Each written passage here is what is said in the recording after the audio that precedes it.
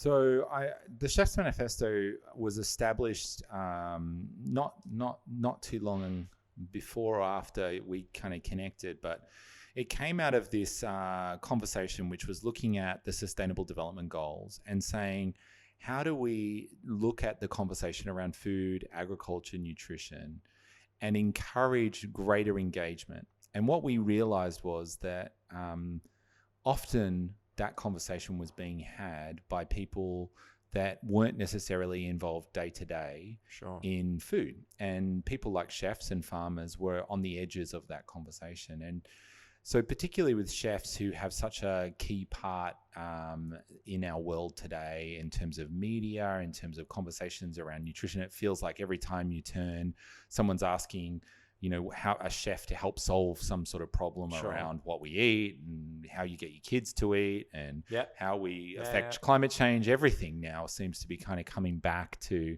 chefs as part of that solution. And so we started to sort of say, well, why aren't chefs in the conversation around the advocacy? Why are we not bringing them into the room in some of these spaces? Because these are the guys in the front line of all this, right? Exactly. And what we found was that there was a lot of chefs actually involved.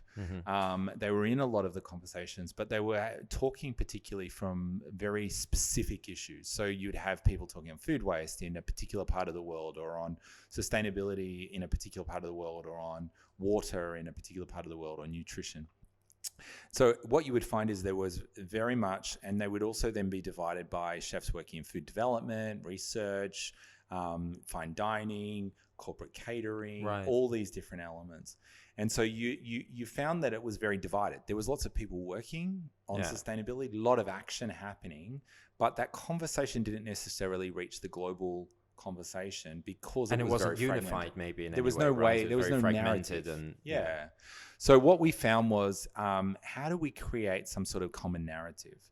A way for us to actually talk about all the parts being as important to achieve the whole. Because I think sometimes what happens is you become, as an expert in anything, you go deep.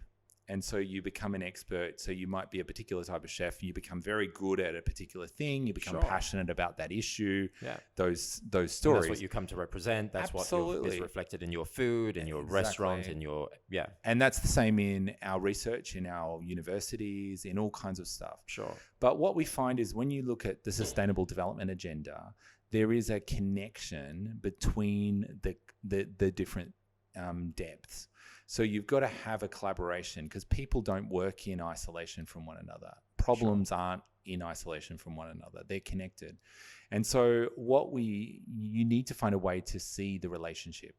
I often describe it as like the global waterbed. With those old-fashioned waterbeds you would jump on and the other person would bounce off. And I think a lot of what I saw around sustainability was also like that waterbed example, where somebody would push down in a particular area and achieve an awful lot. But then in many ways, it would push out into another area. And so you would sort of see somebody really fighting waste, but in doing so, maybe they would encourage, lack of biodiversity, or they would have a lack of nutrition or flavor, or something. There would be something that you're focused deep on, and you'd lose something else. And so what we saw was we need a system. We need a narrative that connects all the conversations as part of each other, but allows for those depths, because you don't fix things if you don't go deep as well. So it's this kind of paradox or challenge, I suppose. So we started to say, how do we create that? And so we looked around. We first didn't want to create anything. We wanted to find something that we could join and get behind. And what we found was all these different fragmented conversations. And so we said, okay, let's bring it all together. Let's think, could we create some common narrative, and what would we base it on?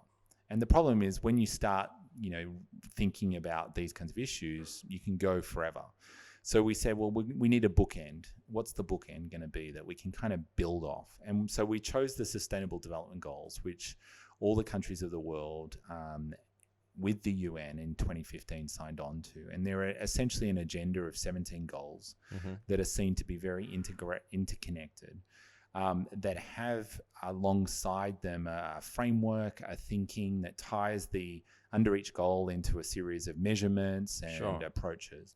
And so we said, let's look at that as our backstop, as our kind of bookend, and use that to say, well, what can chefs contribute to this agenda? And so we then interviewed chefs. And that's what I really appreciated is when you were telling me initially, I remember about the Chef's Manifesto is this idea that because, you know, it's in the same kind of idea as what you were talking about with the waterbed.